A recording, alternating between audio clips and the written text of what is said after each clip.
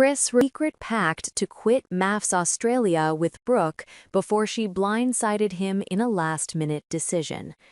At the latest commitment ceremony, the sassy model, 27, walked out of the experiment with no explanation after she was confronted by the experts over her vicious behavior towards the other brides.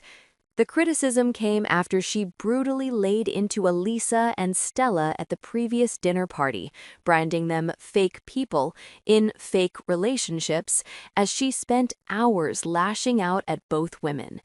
Her husband, Chris, 31, who was savagely dumped by Brook just days before the gathering, simply sat in silence with his head in his hands as he watched the explosive drama unfold. And while he might have stayed quiet during the heated arguments between the girls, he has now spoken out about yet another shocking moment in which his TV wife betrayed him on camera. Speaking of the ex-couple's plan to quit MAFS Australia hand in hand, he told the Daily Mail, "We'd already decided. We told them in the morning that we were done. We were leaving. I had booked a flight before Brook that weekend. We woke up and said, this isn't for us. We're getting out of here." However, things unfortunately didn't go Chris's way after Brook decided to leave him high and dry during the tense exchange with Mel Schilling, John Eichen, and Alessandra Rampolla.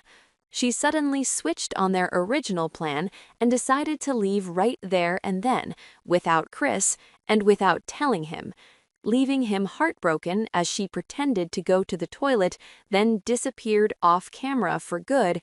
He said, "As soon as they said she'd left, I knew what they were doing.